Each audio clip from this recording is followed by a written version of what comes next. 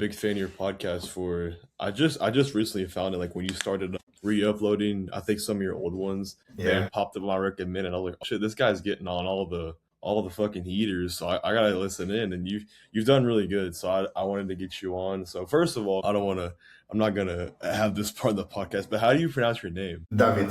But you can say David. David? It's okay. Yeah, David is Okay, okay. it's David. Okay, sweet, yeah.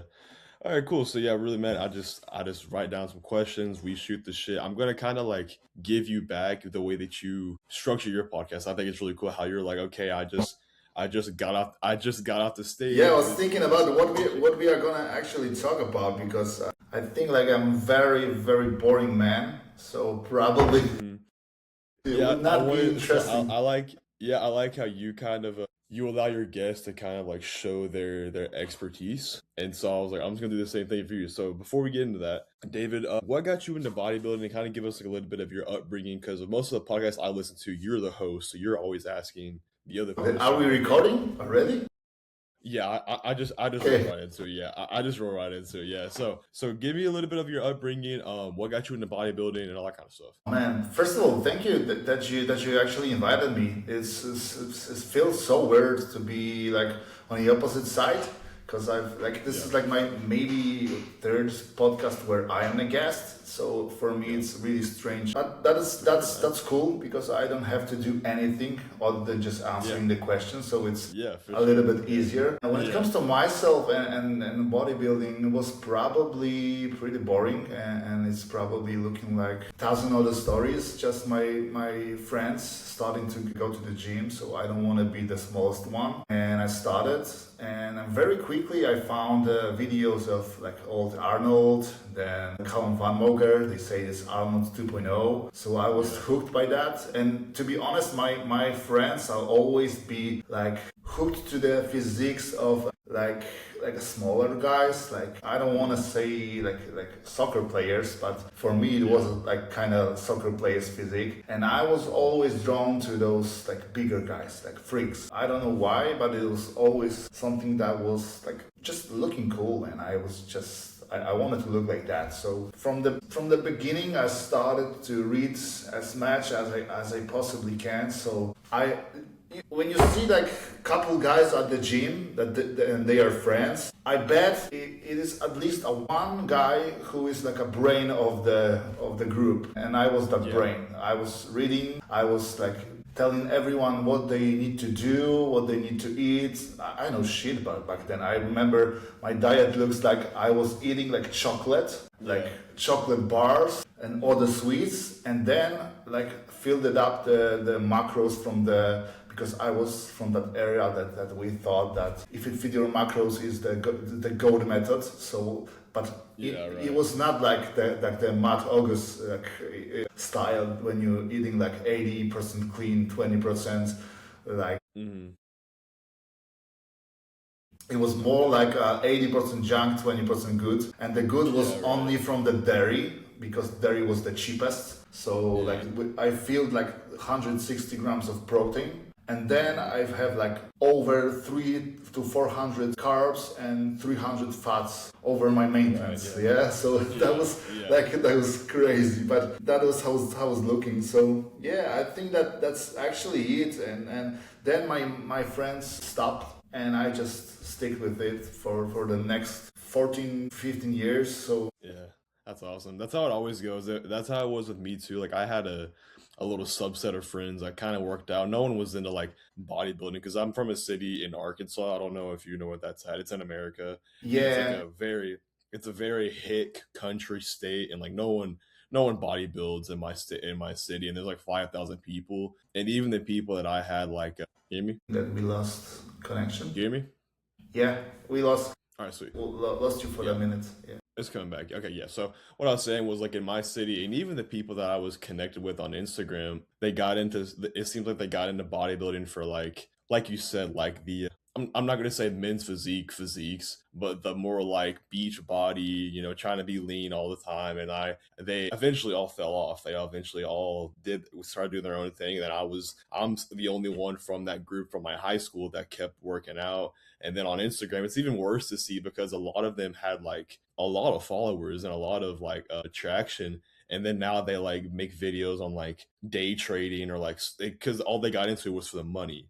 So it's like, damn, it's like it's the reason they got into it wasn't with good intentions. But so now we know a little bit about who you are. I think that most of my viewers will know who you are, like my constant viewers will know who you are from your podcast. So besides that, how are you doing? What's your current phase that you're in? Are you in like a health phase? Are you in an off season? Are you in a prep? What are you looking like right now, David? In a retired phase, to be honest, because I'm no longer bodybuilding myself like competitively.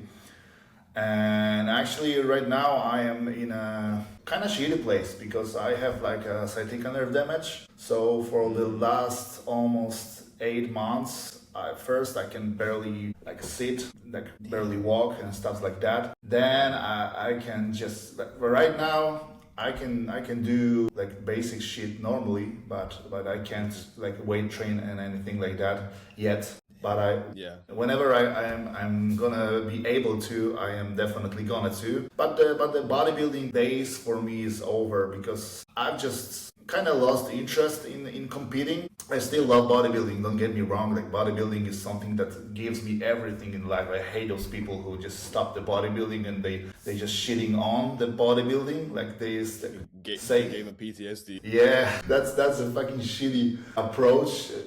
But I'm focusing more on my clients, on my guys who are competing right now, and this is where I put all of my interest in. And to be honest, I was a shitty bodybuilder. Don't like it is not me being like Bullshit. trying You to had a you yeah. had a pretty good physique, bro. You had a pretty good physique. Yeah, but you have to take to the consideration that was like a 13, 14 years of me having no life at all. Like I have almost no friends, not going out anywhere, just stopping, almost talking to my family and stuff like that. I was just eating, sleeping, training, like pinning gear, and that was my life.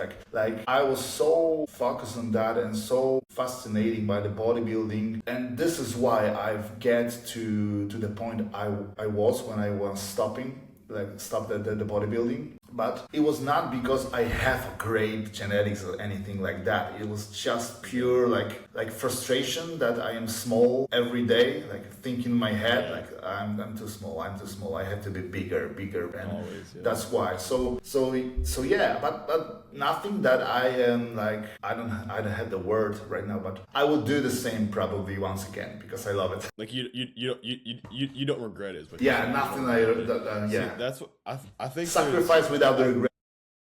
Yeah, I think that sort of like determination nowadays almost gets like demonized, and they're like, you need to have more balance. I get that, I get that argument, and I get that point, but I think that there's been a lost art in that like Jay Cutler in my box in my thing, because like for me, not to like toot my own dick or anything, but I'm kind of that same way, because like in my city, there's nothing to do. Like you either drink, you go sit in the Walmart parking lot, or there's really nothing else to do. So it's like I only have this, and I think people kind of demonize that sort of commitment that you had, and like for some people, like the people that aren't genetically blessed, that's kind of the route that you have to take to really to maximize whatever your potential is. So I think that sort of commitment's really cool to hear from other people, and I think that most all bodybuilders, since bodybuilding is kind of like an all-encompassing 24/7 sport task, whatever you want to call it, you kind of have to have that all-in mentality. And I think I think there's some cool connections people can draw with that commitment. So that's pretty cool to hear from you, man. That's really cool to hear. So Yeah, definitely, I'm good yeah, with you. so now we're coming to the kind of reframing of how you do your podcast, and I'm going to spin it kind of back to you, since that I know that I think it's really cool how you get your fulfillment from bodybuilding. I see a lot of that with like competitors. Like one I'm thinking about is like a Nick Bagley. Like he competed for a little bit, but he's like, I just want to pour all of my efforts into my clients. And I think that shit's so cool because I think that one of the biggest points that I've drawn from like books I've read is like one of the most fulfilling things is like a purpose that you have, but it's in the action of like giving back to others. And that's kind of like what's what coaching is. It's like I just want to see the best you do everything I can for this person. I think that's so cool. So like, I'm gonna reframe it back to you. So the frame is I just came off stage and I'm just determined to get huge. I'm determined to jump a weight class or however you want to frame it or whatever. So coming out of a show, assuming that everything went well and we didn't like diet me to hell and I'm like dying. Are you a fan of the rebound phase? Do you like doing a slow reverse diet? Do you like going into a health phase? What's your favorite approach out of a show? No, first of all, I don't believe in reverse dieting. I think that was a great thing back in the days, but that was like a misunderstood because that was from the 3GM, I don't know how the guys called, J3U. No, J3U is John Jewett. That was those natural guys. Okay. J3. Probably people were gonna know. I just can't comprehend right now. I'll think about it. Yeah. That was like a for very great idea for natural guys back in the days, but people think that they was like adding 15 grams of carbs every week or something like that, which isn't. And I do believe that a little bit like further in the approach, the guys from that group that just switch it up to it was like a health dieting or something like that. It was called. Are you talking about a 3DMJ with like of course, Eric Helms and Alberto Nunez and stuff like that. Yeah. Okay. Yeah, and they call it later. Like it was like a health dieting or something like that when you are just bumping up the calories to the point where your body is actually in some sort of homeostasis. Like it was like starts to really working because being in a deficit, adding slowly calories isn't a way to get out of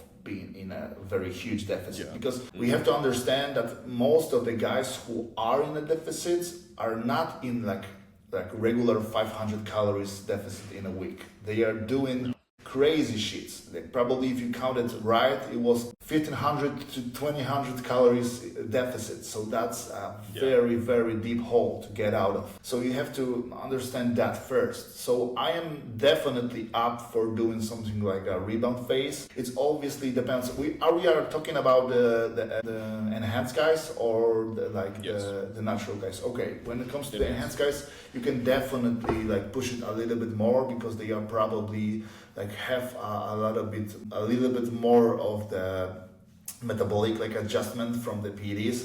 Mm-hmm. So you can use that. Obviously this is nothing crazy. It's not like people think you can like peanut 1,000 mix of test and eat pizza at night because you're covered. No, it's not like that. Right.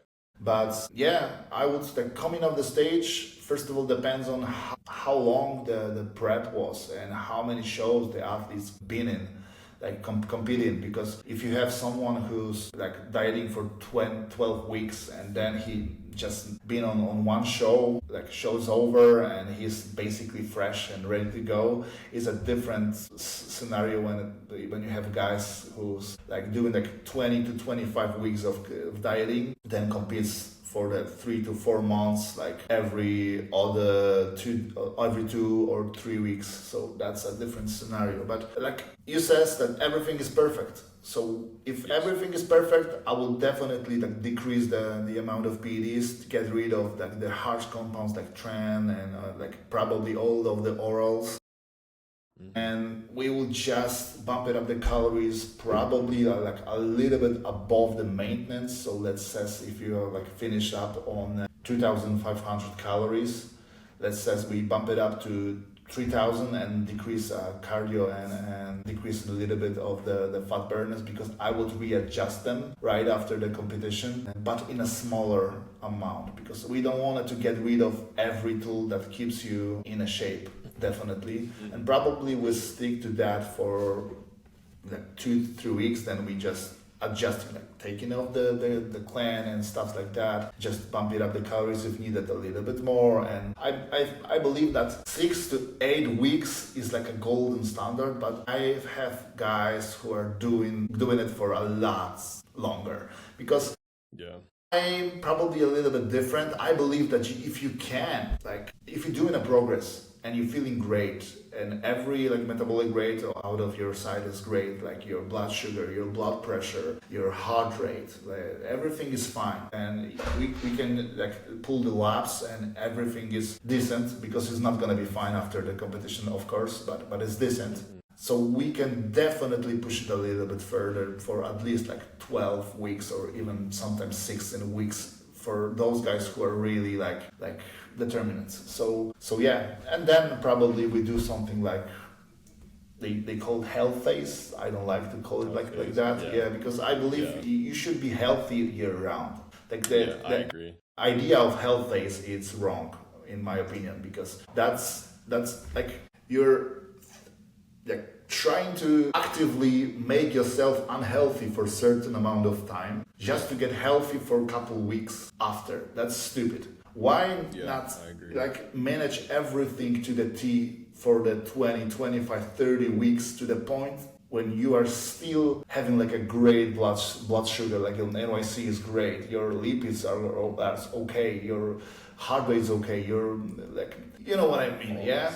You're pretty much healthy, yeah? Yeah, because a healthy body is a growing body. You know, I think that people think it's okay to let, whether it be your blood sugar or your blood pressure, go to the wayside. It's like, well, that's just limiting how much you can do. You know, that's just you know why? You know why? Because that comes from the people thinking about doing a cycles. And I don't believe in cycles. When you are a bodybuilder, you don't do cycles. You are in a cycle from the day one to day, however, to the probably to the end of your life, or the day when you decided to just stop bodybuilding at all. So I don't believe in cycling. I do believe in doing something like call it in Poland like bridges, when you lowers the PEDs just because like having exposure for a high amount of drugs for the very, very long time isn't good for you either, because we have to remember that there is a heart hypertrophy, there is like a vessels damage that's going with all the things. That you have to remember that there is not only like a pressure in your veins, there's also pressure in your eyes. Sometimes guys have like worsen their visibility. I don't know how to say the vision. So you need to like take into consideration all of this stuff, not only what you see on the lab works, but also like doing like a full body scan, like the images, labs, you have to take all of the metrics that you can measure into the consideration, not only what the blood works shows. Yeah, for sure. So I know that a lot of people, when they think of a rebound phase, they kind of only think of, like, if I think of most conversations I hear about, it's just like PEDs and diet related things.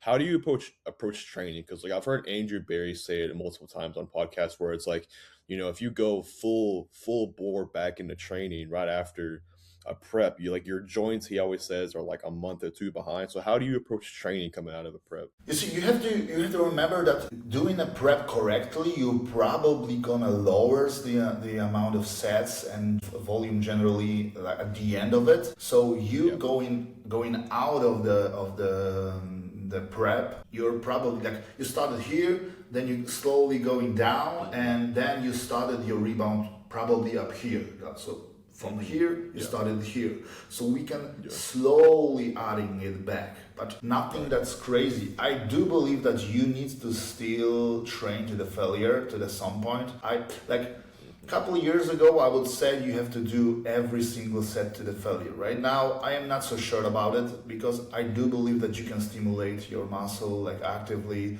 without going to failure with every single set, but at least probably 8 of 10 out of 10, 12 of the working sets should be to the failure on a training, because I don't believe that doing like everything with rear 2, 3 or more is sufficient.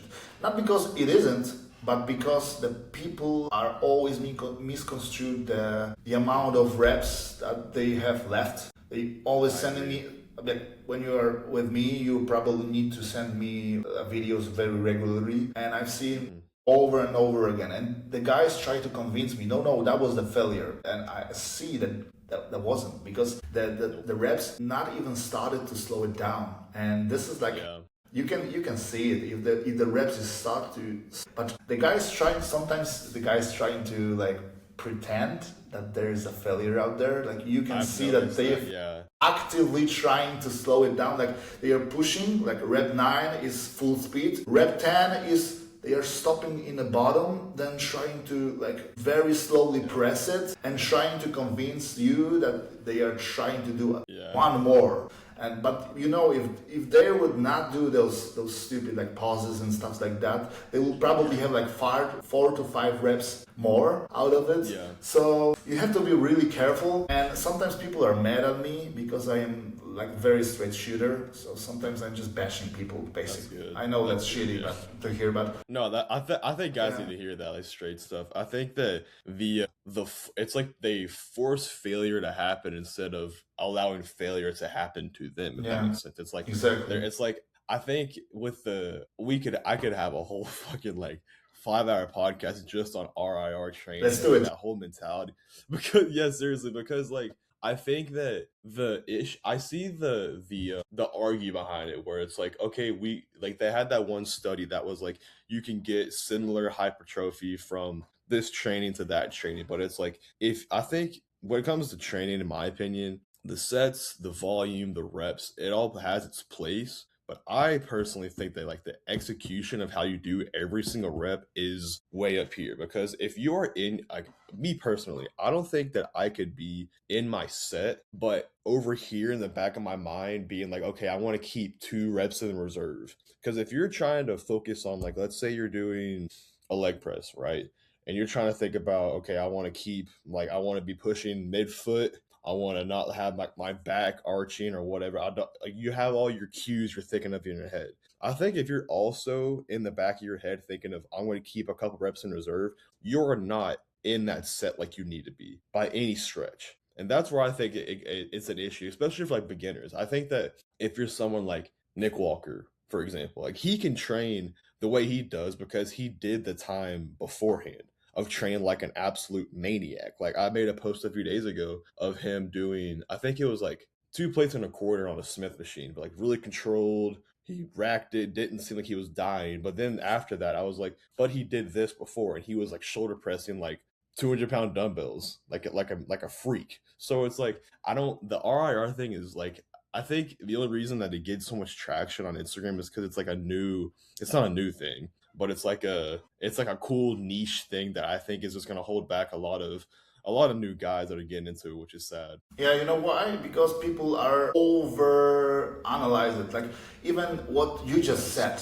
is over analyzing for me. But I'm not saying like it was like intentional from Yeah. you, but people are Yeah. thinking about that during the set. And you shouldn't. Yeah. During the set, you should just try not to die under the weight. That was the only thing that you should like thinking of doing a set, because the training is supposed to be crazy fucking simple. Like, this is like the simplest thing on the planet Earth. You just trying to make yourself miserable, like trying to Literally. literally, yeah. Because if you not have anxiety at all, knowing that you have to go and do something at the gym, you're probably not training hard enough. And I saw that many guys. Like I have clients who are on a gear and they are benching like 70 kilos. That's probably like 160 pounds or something. And they are training for over 5, 6, 7 years. That's pathetic.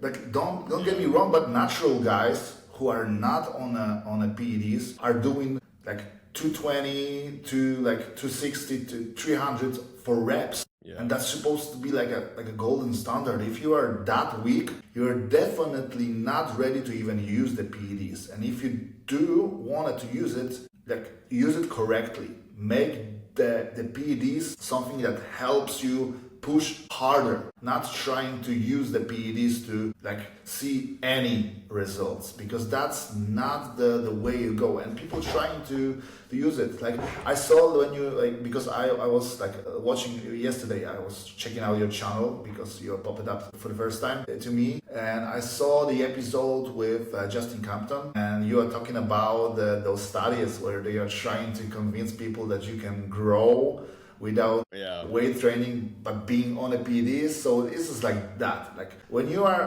training for the 5 years and you are not able to push 220s for reps, and that's like a minimum, you are not ready to use anything more than creatine. So in my opinion, obviously if someone wants to, okay, that's his choice, but don't try and convince me that you are not able to, because this is like the girls' weights. Yeah. Every single like man can bench more than like 70 kilos for sure. Yeah, for sure. I think that so many guys will think that PEDs can like overcompensate for their lack of like drive in the gym or their lack of adherence. And it's like once you get on any sort of PED, you realize like it's not driving as much like production in the gym as they think. Obviously, it's gonna like increase your recovery capabilities, increase your anabolic signaling, and all that kind of stuff. But it's like if you didn't have that drive and that like motivation in the gym before, it's like you're kind of screwed. You know what I mean? You kind of just screwed yourself forever. So it's like I think before we get, I wanted to move into the off season. Before we get into that topic, why do you think that that's like the common theme with like people my age kind of getting into the gym and like they just don't have that like drive? Like why do you think that is? I don't know. You probably need to ask someone who just studied like the population. Yeah. I probably is because it's everything right now is easier. Like it's how the today's society works. People trying to do whenever it's easier. Like even watching like podcasts like that, probably like you see that you have like really minimum views on the guests that are golden. Like your podcast is very, very good, but just because it's 1.5, 2 hours long, people just don't want to watch it. Because if your whole channel was made out of 30 to 60 seconds shirts, probably you've hit like a couple thousands in months. But this is how it works. I can't stand like I have some people in my corner that like help me with like business stuff and all that kind of stuff, and they're always like hammering like you got to make these short reels and all this kind of stuff, and I get it, I try, but it's like I would much rather do the long form stuff because that's where you get actual good information. And I don't think that people, not even just my age, just society as a whole now has like the goldfish attention span. So if it's not like 30 seconds with 3-second clips and 3-second cuts and information at every point, you're gonna lose them. It's like once you get past like 5 minutes in a podcast, people just I'm gonna go do something else. But getting into the off, I'm sorry, but I'm struggling with that myself because probably you saw that I'm making like started to make short videos out of my podcast, and sometimes I get out the clips that are a little bit controversial. I've talked about that with Troponin Nutrition. Oh my god, it's always Justin Harris, yes, and he even told me that just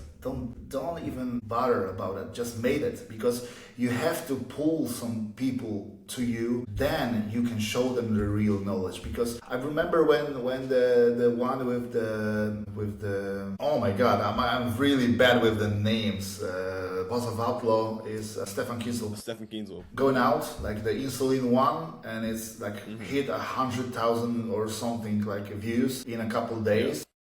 And I was feeling so fucking bad about that because I thought, oh my fucking god, they just made it like I am the next. I'm not gonna mention any names, but you know probably what I'm thinking about right now. Yeah. I hate those guys. I hate those people who are trying to make views out of like bad publicity over the other people's. But this is how it works today. You have to do something to bring the people to you. It's like you have to get the eyes, and then hopefully they stick around long enough for you to like educate them on what's right. And the only way that you get eyes on social media, from what I've realized, is this controversial hot takes or like, and you could run the route of like the like don't want to mention his name, but like Muscle Discord, who just highlights like 99% negativity, and that's how he gets his views. I stopped follow him because I hate that guy. Yeah, me too. All right, so getting into the off season. Hey, are you tired of falling in the same cycle of always falling off your diet, hating how you look, and never making any progress with your physique? Well, brother, that ends today. Down in the description below will be the link to my website with my one-on-one coaching as well. With the one-on-one coaching, it's no AI bullshit. It's personalized plans to fit your approach for your goals for whatever that may be. Whether that be building muscle, losing fat, getting to stage, whatever it is, I'm here to help you. If you've been stuck in the same loop for the past 2 years, haven't made any progress in the gym, your sex life sucks, your libido's off, your hormones are off, I am here to guide you to the perfect approach for you. If that sounds like something that interests you, hit the link in the description and let's get to work. And this is like where the physiques are built, in my opinion. So when you go from that prep or that rebound period into an off season, you do like kind of like a bridge period in between that to kind of clean things up, or do you like going straight into an off season? I've always do something like a mini cut health phase together, just to not waste time. So like the first 3 to 4 weeks will be on the lower PEDs and like small deficits, just to get rid of the as much fat as we can before we go into the off season, but nothing that is crazy. And then we just slowly going back to the PEDs, like bumping up the dosages and adding the food back. And maybe we switch up the training program, because I do believe that after like during the off season, you're supposed to do one program probably for the whole 25, 30 or how many weeks you are on that period. Then you should stick to the same fucking plan for the whole prep. And then after, for the couple weeks at least, I would back to the program still. And then going in the real off season, I would change the program for something new, just to freshen up the like something in their plan, because probably it's not needed like physically, but mentally it's needed for some guys. Yeah. Give me 1 second. My Wi-Fi is being weird. Can you hear me? Yeah, I can hear you very well. Okay, so yeah. So in the off season, I've seen a couple debates, and also one of like the education platforms I'm a part of. I went through J3U, and I kind of go through those lectures whenever I am doing cardio or on board or whatever. So compared to the off season to prep, where do you think, or where do you usually run PEDs highest, off season or prep? Like, where do you think there's the place from the highest PED load? That's a hard question, to be honest, because it's probably pretty similar, in my opinion. Maybe a little bit lower during the first couple of weeks of the contest prep, and then we might bump it up a little bit at the end of the contest prep. But it highly depends on the individuals, because if I seeing that everything's going great, they are not losing like the pop, anything, I would not change probably anything. Just stick to the basics. But if they're like something that's going a little bit off, like they are losing too much strength or something, we might add something like an oral end or something like that may bump up a little bit the dosages. But I probably am closer to the John Jewett approach right now.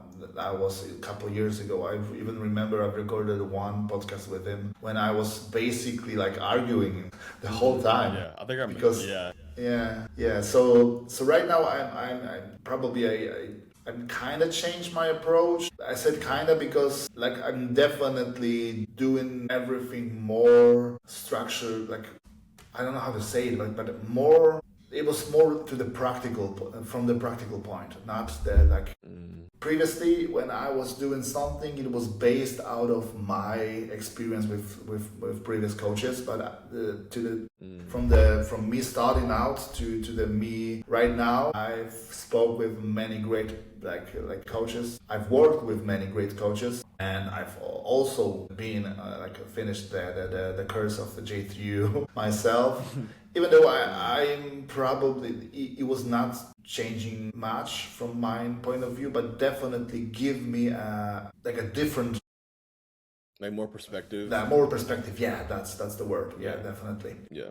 That's what I think is good about like J3U. Like I think that some of the things that are taught in there just gives you like the not that anything in bodybuilding is quote unquote healthy, but it gives you like the health approach. And not that that needs to be the end all be all way that you do everything. And I think that's what a lot of guys come away from any sort of education or any sort of advice in general, is that they think, okay, well, I learned this, so I need to do this with all athletes. And it's like, that's not the case. Cause like a lot of what, I don't know like everything about John's past, but like I love him. I love his information. It's really good.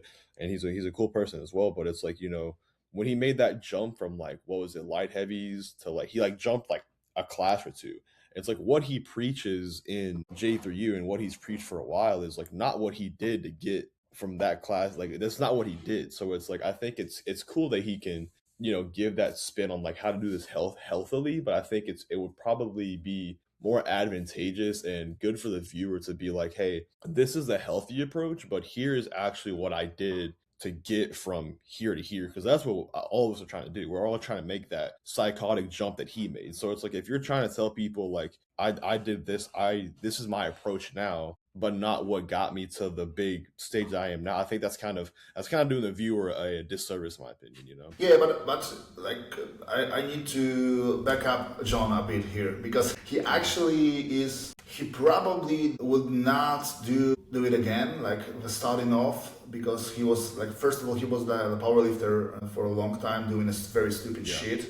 Then he was with Matt Jensen and probably a couple other coaches. I don't really remember, but that was not his approach. That was something that was just like forced upon him. Maybe not forced, because forced is made up. It was not forced, but it was something that was presented to him. Like you have to do it like that, and probably right now he learned a little bit more. This is why me doing it, like I'm gonna do the remake of my podcast with him, like we have made a couple of years ago, because I do believe he can now explain himself a little bit more. Because me talking personally with John, I know he is the guy who would push the gear if it's needed, but push to the point is rational, not to the point we thought like 10 years ago when I was started, like bumping up my dosages, obviously, because I like for first couple of years I was natural. There was like, I remember I was like 75 kilos on stage, pinning like 3 grams of gear and GH, and doing like almost 200 micrograms of clan, and doing like T3 was out of like even a scale, you can't even measure it like on the labs and stuff like that. And in Poland, that was what the knowledge was. It was like normal, that nothing that was crazy. Like we are using aldactone like 3 weeks before the stage and stuff like that. Like that was normal. Wow. Everyone's doing it, and that was the knowledge. If you are not doing it, people will think that you are stupid. Like basically, you're stupid because you are not using the tools that you should. But right now, we just have a little bit more data. We have like a little bit more athletes who are trying to build like serious amount of muscle, like John, doing a little bit healthier approach. So this is why we know it works. It actually works, but you have to be persistent with that and just not push it to the point your eyes starting to get yellow and stuff like that, because it's not necessary. Yeah, it's like we kind of like we hit on earlier. It's like a healthy bodybuilder is a good bodybuilder, and a healthy bodybuilder will be able to last longer in the sport, not have any of like the sudden deaths like we've seen in bodybuilding. And so like I think that approach and bringing that to light is really good, because it's like, well, if we can make really good progress off of XYZ PED cycle design and still be healthy, that's good. But I think that, you know, at the end of the day, people are going to do what they want to do, whether it be with their drugs, their training, their diet, whatever. But in the off season, kind of getting back to that topic, what do you think is the biggest mistake that guys make in their off seasons? Do you think it's training? Do you think it's train like a bitch? Do you think it's eating too much off meals or too much off plan? Do you think it's not pushing the gear too much? What do you think it is? I would say it's training mixed with eating too much when it comes to most of the people, at least here in Europe, because I saw like more often in US people are just hesitant to eat enough, but in Poland, like I have my guys on 400 like calories, like let's say like 4,000, it is 400 calories, 4,500 calories and stuff like that, and they are on the check-ins, like checking the mark of I'm hungry, constantly hungry, and in the US, I believe that people are more like, I don't know why, but you are just eating less, but you probably eat more junk food because you're more obese out there than here in Poland. We're in America, because we're in America and it's everywhere. Yeah.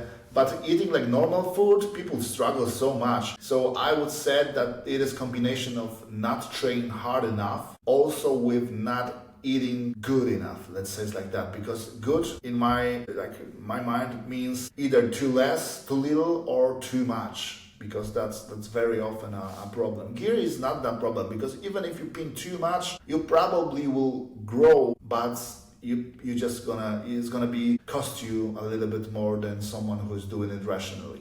But not eating or eating too much and getting fat too quick, or training like a pussy, it's gonna cost you a muscle, definitely. Yeah, I think it's right in that midline for the like as far as the diet goes. It's like I think that too many guys.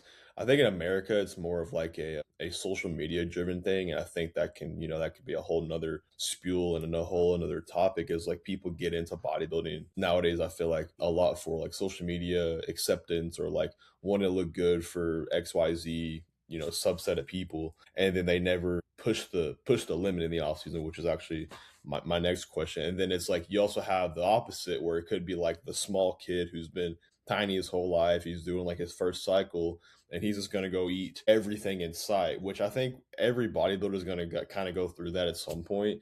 But it's like you have to find that midline to where you're eating enough food to grow, but you're not eating too little to where it's just like you're gaining like 0.1 pounds per week, but you don't want to be getting to the point where like you're waking up with like a 105 blood sugar reading, your blood pressure is through the roof, you've dropped all cardio because you think the cardio is going to kill your gains, and now your training sucks. So it's like you have to find that good midline. But when it comes to off seasons, why do you think that guys are kind of like afraid to push the limit now, like afraid to get a little chubby or get a little big? I struggle with that because I don't believe that they need to. Yeah, like chubby, I would not say like that. Like getting uncomfortable with a new weight is probably a better to say. That's what I meant. Because you're probably gonna need to reach those points when you're like on a new level. Like for you, like it starts to being really hard to breathe, to sleep, like to have sex, to do anything like even like putting on socks. It's really really fucking hard. Like I've eating with the fan like 3 centimeters out of my face for 10 years of my bodybuilding career, and that's something that you need to get with, because this is like the package that comes with being big. It is like I believe that Fuad Abiad says that being big is great, like that 1 hour being at the gym, but then the rest 23 hours of the day is fucking miserable, and this is how it is. It is like that. So if you are not okay with that, you probably need to switch to, I don't know, like High Rocks or something like that. Look at High Rocks, yeah. I just think that it's like I'm kind of going back to the old point. I just think it's people that have gotten into bodybuilding and then they get on maybe like a little cycle and they're like, well, I'm on stuff now, so I can just kind of do whatever. Then push comes to shove and they get a little uncomfortable, whether it be with a diet or with gaining size, and they get a little uncomfortable. They don't like how they look, and then they go back the other way. And that's the issue I see with even like gen pop people, is that they're always want to be like, yeah, I want to lose some fat, but I also want to gain some muscle. And it's like they never go, not saying that gen pop or normal people have to go to the extreme on either end, but they can never like commit to one thing or another. It's like they're always looking for the next thing. And that's what I get with like half my clients are like, yeah, man, I really want to build muscle, lose fat, and do all this at the one time. And it's like the analogy I try to give them is like, it's like a rabbit trying to chase like 2 carrots. It's like at the end you're going to get neither of them. You need to pick like one goal or another, and like there's going to be uncomfortable, and they kind of trying to loop it back to bodybuilding. There's going to be like a level of uncomfortable at each one. You need to be okay with that. And I just think that people they get like some abs, they lose a little bit of abs, and they're like, all right, I'm going back into a cut. And it's like, one thing that I can add to that is that people sometimes ask me if I work with only like athletes or with like normal people, like lifestyle people as well. And my answer is always, I work with everyone who wanted to work. And I think that summarizes everything that we talking about right here. Because for me, it doesn't matter if you wanted to lose 5 pounds for your wedding or you wanted to get to Olympia stage. Because if you are willing to work, you're gonna do the job. But if the guy is just saying that he wanted to like get a pro card, but nothing what he do is really shown his commitment. It is just not the way to go. So we can do shit with that. So this doesn't matter what you wanted to, it's what you do. Yeah, it's your actions have to follow your words. You know, I Course. love working with a person or talking with a person who like they have XYZ goal and I can see like they are putting that exact effort and those exact actions into that goal. And that's always cool to see. Then the exact opposite is like if I get a client that like comes to me with these not absurd, but like these really awesome goals and like I'm gonna do this and I'm gonna do this, and then the next week I don't get a check in, I'm like, dude, like, what are we doing? Like, because that's people that's always see the butterflies and rainbows. Like they are not seeing the everything that stands behind that, all the work. Because being fit and looking great is awesome, but you need to fucking crazy work hard for that, and it's not. yeah. There's no way around it. So obviously you can use the GLPs and stuff like that, but I still see the guys using GLPs and over it. So, That's crazy. Yeah, and then like even if they do get on that, which that's a topic in and of itself too, but it's like if they do get into that without like the foundational habits, or they don't at least work on the foundational habits of like eating consistently, eating at the right times, eating the right foods, you know, whatever, you're going to end up coming off of it. If you do come off there, titrate it up or titrate it down or whatever, and then you're going to rebound the weight, probably even more so because now your ghrelin and leptin are like psychotically elevated and they're out of whack, and then they're going to rebound all that weight, and then you're going to have wasted because, you know, GLPs aren't cheap. You know, if you get like quality stuff, it's not cheap, and then you're going to have wasted your money and all that kind of stuff. So I think that's like, I have a coworker, I don't think he'll watch this and maybe he won't be mad at me saying this, but like he's gotten on a GLP. He's not even like, he's like a skinny guy. He's like, I just want to lose more weight. And then so I've been like pretty much consulting him every time we work together on like what he's doing, because I know that the route he's going down, because like I've tried to get him to like sign me as like a little coach so I can like help him so he doesn't like become like a skeleton and then rebound all of his weight back. But it's like you can tell like just the way he's titrated it up, it's like he doesn't have the foundational things set, or he's not working on those, and he's like eating one meal a day. And then he's like, well, I'm getting this nausea, but like I'm not eating, I'm losing weight. And it's like, okay, you're losing weight, but it's like you have to look big picture here. Like, what are you going to do when you get to 13 milligrams of tirzepatide and you can't eat and you hate your wife because like everything else is messed up? It's like, it's scary, and they just don't know how to work. And that's because you see, I love GLP.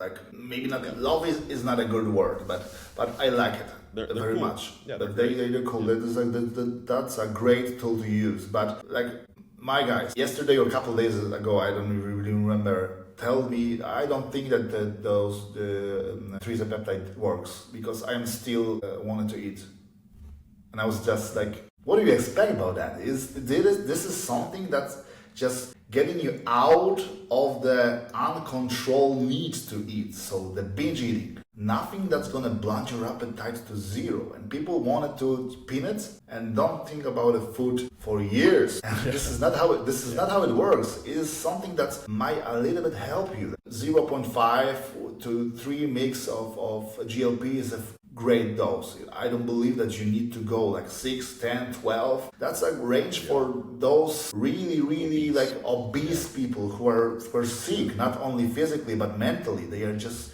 can't stop thinking about the food and the eating, but not for bodybuilders at all. Yeah, I think that like that class of drugs is going to be really cool, especially for like the fat Americans of the world, which is like, you know, 95% of us, which is unfortunate. I think that is really cool. Like that's awesome. Like that's going to solve a lot of issues. But I think that in bodybuilding, I think the coolest application that I've seen with it is like improving like blood sugar management and that sort of thing. And like I've even seen studies where it's increasing like healthy bacteria within the gut, which, you know, healthy bacteria in the gut can aid in a lot of things, you know. But like whenever you're leaning on that just to take away the little bit of hunger you're getting, is like I think when you're leaning on it just for that, it can be tough. I've personally experimented with it as well, and it's like I've had a pretty bad eating just like not that it's been diagnosed or anything, but like I was a really fat kid, and it's like taken away like any sort of like dopaminergic connection to food for me, which is really Yeah. good. Which is like that's kind of the whole point about it, but it hasn't taken away my hunger. That's not what I'm looking for. I'm looking like for that connection to be clicked off so you don't lead to those binge eating episodes, which that's cool. But I think if you're looking at it simply to like never feel hungry again, that's just going to lead to like bad digestion. That's going to lead to, all the things that people get with that. And then that can affect an off season, that can affect peaking, that can affect literally every bodily function that you want to have just because you want to take away your hunger for a little bit. Yeah, definitely. It's tough. I think that I think I think I heard I can't remember who it was. I can't remember who said it. But I think he said, Reddit was like really big there for like the last year or whatever. And I think that's probably going to slowly, not that it's going to be removed from bodybuilding, it's going to be slowly not as such a big topic as it Yeah, because as it because was. first, like with everything, they saw only the benefits, and right now they are starting to see the negatives as well. So this is why, like, Skip Hill tells about, for example, like losing muscle. That's the real thing because like of the glucagon like receptor agonist potential from the retatrutide. So that's why like Scooby says that it's probably a little bit better for those who are not on a high amount of PEDs to use like trizepatide, for example. But that's a lot. That's probably just a tip of the mountain, to be honest, of the side effects that we're gonna probably see in the next couple of years. And that's normal thing. Even like you do an ibuprofen or something like that. When you see the list of potential side effects, you're probably never gonna took it again. But people just not think about it. It's blunted my pain, so it's a great tool to use. Yeah, it's going to be really interesting to see how that class of drugs kind of like how that progresses through the next couple of years. Because like I saw like a chart of all of the predicted drugs to be trialed and through the next like 10 years or whatever, and like the predictions for like how much the market value for that class of drugs is going to be. And it's pretty crazy. It's like on par with like AI because of like if anybody hears, like we kind of talked about earlier, and this will be the last thing I kind of bring up on GLPs, but it's like hitting back on like the making everything easier. If we can make weight loss easier, that rings ears, and I think that people are gonna buy into that. Like I kind of watched the stock market here and there a little bit, and like look at like if I had all the money in the world, I would have bought like so many shares of like Eli Lilly like a couple years ago, and I'd be like a millionaire in like 10. I'd be like a billionaire in 10 years because I think that whole class of drugs is just gonna get. It's kind of like AI. It's not going anywhere unless like the side effects somehow one day outweigh the benefits, which I don't which may, because I mean these are still really new drugs with any of these peptides, whether it be like any of the peptides that are kind of not they've been around for a while but that are getting more popular now. There's just not a lot of long-term stuff on them. So like once we get to like year 2030, 2031, like 5 years from now, it'll be really interesting to see kind of what the long-term side effects of all those things. Yeah, definitely. Is that ruining my sound or is okay? Because I put on the fan. No, It's freaking no, hot here in it's fine, Poland it's right fine. now.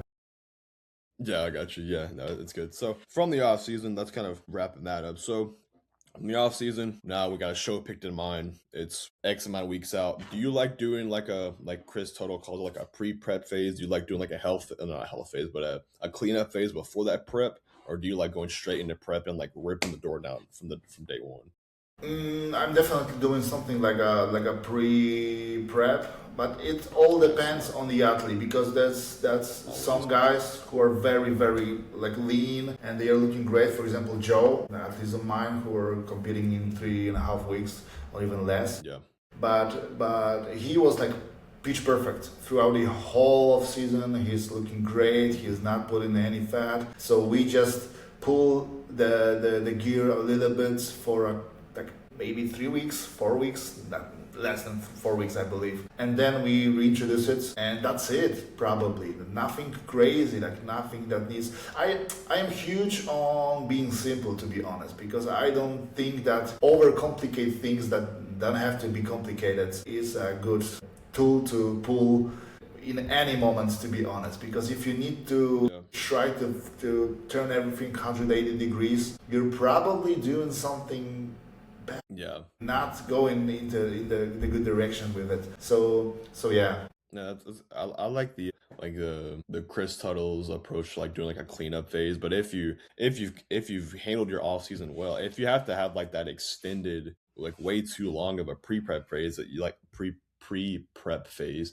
it's kind of like you just stated, you probably ran your off season a little too, probably got a little too heavy, probably ran it a little too dirtily, where if you just kind of keep it lean, do like the think about bodybuilding as like a year-round prep. It's like that pre-prep phase is going to be like a couple weeks of like just adding in a few things here and there and not making it too complicated, or just keeping it simple. To add a few variables, kind of get your mindset right, and then you can roll into prep instead of like just hitting the hammer on the day one. Yeah, but don't get me wrong, some guys are needed, and I think that's okay, because some guys are need to get a little bit more chubbier than others, because there's like a physical aspect that's perfect on the paper, but there's a mental aspect as well, and some guys are just struggle a little bit with like good eating and stuff like that, and this is like a normal thing in bodybuilding. I know that no one's like to talk about it and trying to pretend like everyone is perfect, but no one is perfect, to be honest. Just because someone is not sharing everything on a social media, and doesn't mean that he is not struggle with overeating, like binge eating and stuff like that, because guys do. And I am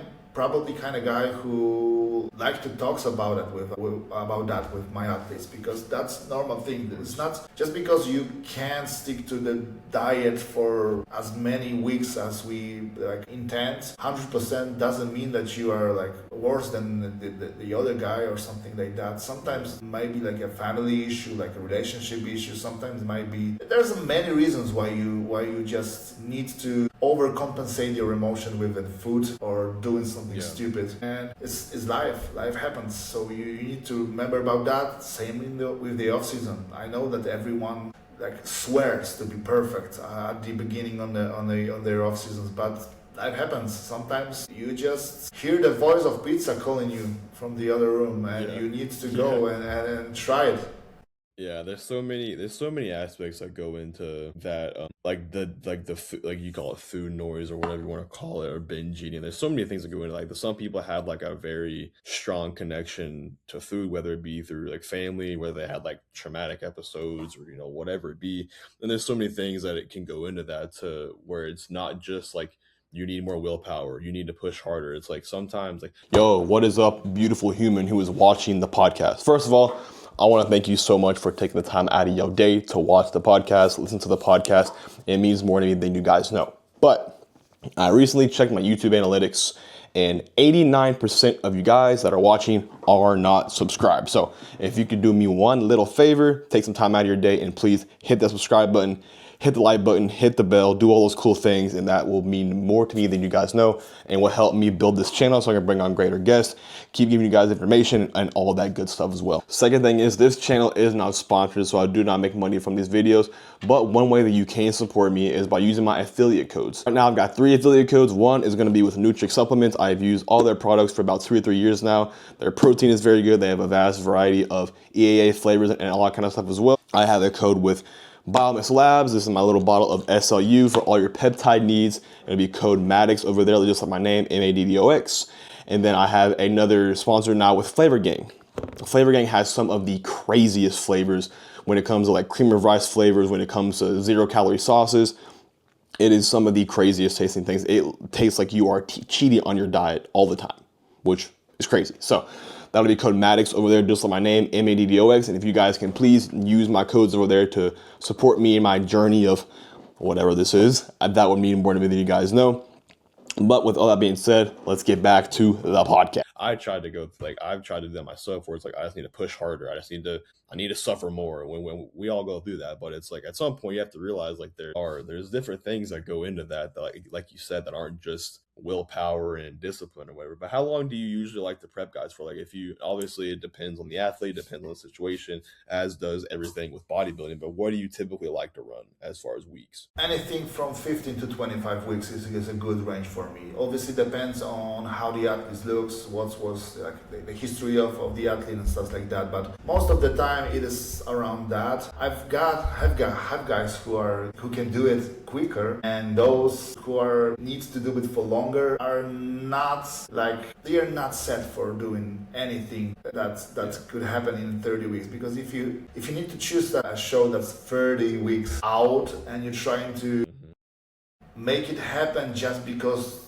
of your willpower, is probably not gonna yield great results. We probably need to tighten it up a little bit, then maybe push it for a couple of weeks more, and then choose the show that's a couple of weeks after that, and just rearrange that, because 30 weeks of strict dieting is extremely hard task for everyone, and it's not gonna end well, look-wise and mentally-wise. Probably you're gonna be a shell of a man after that. Yeah, I think anything like above that, like, I mean, obviously it depends, but like anything above that like 22-week mark, I think you run the risk of like losing strength, or obviously strength, but losing muscle, losing the look. And I think at that point it's like maybe we just like reassess different shows, maybe just not do it this year, because it's like if you do need 30 weeks to get in shape, like we already said, you probably got too big in the off season. You probably just fucked everything up from there. So it's like I think that like 22 would be like the furthest I'd like to have someone prep. And it obviously depends too if they're like, you know, natural enhanced, was mostly we're talking about enhanced. I think natural guys do need like a little bit more time to get in shape and stuff like that. But I think it's good to have that little bit of a longer prep, because you do have like those buffer weeks. So we're like, you're gonna have to pull back for like a couple of days, and that those days can like accumulate to like a week, 2 weeks, whatever. And then that whole week leading up to the show, you can't really count that either, because that's not dieting time.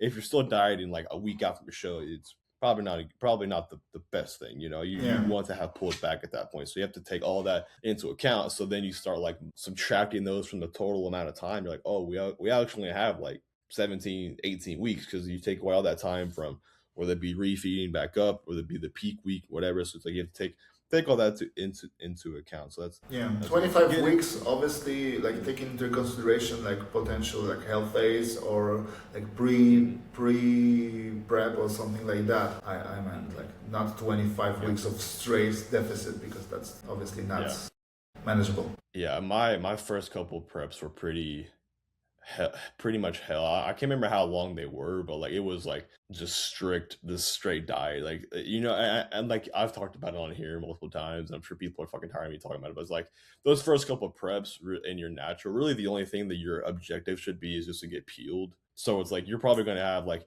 I'm sorry, dude, but it's probably your next 25 weeks is going to be nothing but hell. And it's like you have to look at the big picture. It's like, you know, you don't have a lot of muscle, you're young, and it's like if you can just present a level of conditioning that's good, I think or a level of conditioning that's really good, I think that should be like your main objective. But when it comes to peak week, what's your, not that, you know, I say this with everything, it depends obviously, but like with your loading strategy, when do you usually start your loading with the guys? Yeah, this is where all depends aspect is really like The biggest the biggest one, because you obviously have like guys. Are we talking about like bodybuilders, like heavyweight guys, like guys who need to do weight class, or just the open? Let's talk open. Okay, when it comes to the open guys, I would definitely like to start a little bit earlier. Like, for example, if you have show on Saturday, I will probably start like Wednesday, Thursday, and then have like a Friday to adjust and go, or even like a little bit earlier. But the best approach, in my opinion, is to start a little bit earlier, like a week earlier, or even like 2 weeks earlier, just starting to add some calories and leveling out the physique. But it all depends on how much time we have and how many shows we have in front of us. Because if you are going to compete like back-to-back shows or something like that, if you start to load you like a week before, and then like trying to like overcompensate your glycogen storage for the show, and then you need to like deplete, and then you need to load, and then you need to manage the water retention and stuff like that, like doing the back-to-back shows. I know that here in the States, back-to-back shows is not that common, but here in Poland, even like day after show is really common. Like you compete like Saturday and then Sunday. So you need to think about things like that, because when you load your guide too much for the first day, you're probably gonna spill off the next one. So you need to think, consider that thing. And some guys are even competes like Saturday, Sunday, and then like 5 weeks to prep, and then Saturday, Sunday again. So sometimes you need to be a little bit For sure, yeah. I think that when it comes to bodybuilding, I think that the peaking part of it is like the biggest. It depends. Like all of it is, it depends on the athlete and the situation. But I think that this depends, whether it be like, I could see like the rationale of wanting to start earlier with your carb loading if someone has like maybe like a bad midsection, like a bad waist. Like you want to have that load already had started, because if you start trying to load 2 days before the show, it's like you run the risk of like blowing your waist out. And like in bodybuilding in 2026, that's one of like, I feel like one of the biggest pillars now, even if it's men's physique, bodybuilding, like open bodybuilding, classic, whatever. It's like the waist is huge. So I can definitely see the rationale behind that. Or you have like the guy that takes forever to fill out. It just takes a lot of food. You have to start that earlier. And if you try to throw all this kind of food to fill him out the night before the show or whatever, we could also see where that could be an issue too. So yeah, I like that. With peaking people, do you use mostly clean foods, or do you like doing a mix of like clean and dirty? Like almost 100% clean. I don't believe in dirty food because it is not manageable, to be honest. You can predict what's in there, how many sodium is there, and like, is it really a food that's not gonna upset your stomach and stuff like that? So you have to. I sometimes use like cheats or something like that, like burger and fries or something, for guys who are competing like the day after, if they need it and just wanted to for themselves try to do something crazy, because it is not something that's calculated. It's just basically the old like burger and diazide methods when you try. It is. I'm not gonna lie, it is, because if someone tries to convince you that he gives you the burger and calculate everything to the T, he's just lying. He's just crossing his finger and hoping you're gonna waking up looking a little bit better, and this is how it looks. But sometimes it is not a bad approach at all. Sometimes it is something that some guys just wanted to try just for themselves, like eat some bucket of ice cream, a burger, and pop some half of a diazide and hoping for the best. So I'm hoping with them. Yeah, it's it's for sure a way smarter approach to kind of do like the foods that your stomach has agreed with, the foods that you can digest well, and just kind of up the quantities of that, instead of throwing all these other variables. Especially like in America, you don't know like what is actually going into these foods you're eating, so it's like you could try and load on whatever, and then you have like an adverse reaction, your whole peak is screwed. But you wanted to try it, and you kind of just threw the dice, and hopefully you landed on whatever you wanted. So it's kind of like the same thing with, I kind of draw the connection of like with any kind of like diuretic use. It's kind of like some people just like throw a pitch and hopefully it lands. And I think that's kind of a crappy approach, especially with diuretics, because there runs more of a risk with those than any kind of like cheat food or whatever. You know what I mean? Yeah, but I do like diuretics. I'm not gonna lie. Sometimes I use it. Right now, probably more often I don't than I do. But some guys are just needed. There are guys who are just water buffaloes, and I don't know if it's stress related or what. But I see it constantly that they are like, with every show they have a problems with holding water. So sometimes it is not a bad idea to use it. But it's like you said, it is not something that you can like perfectly calculate it. So you have to have that in mind. This is why I do believe that using a diuretic, like tracking your water and sodium intake via food also is important. Not like eating whatever and hoping for the best, because you've used something that's unpredictable itself. So we are not wanting to add another unpredictable tools to the box. Just stick with everything that we have and add something that's maybe a little bit less predictable, but having this basic structure, we can figure it out.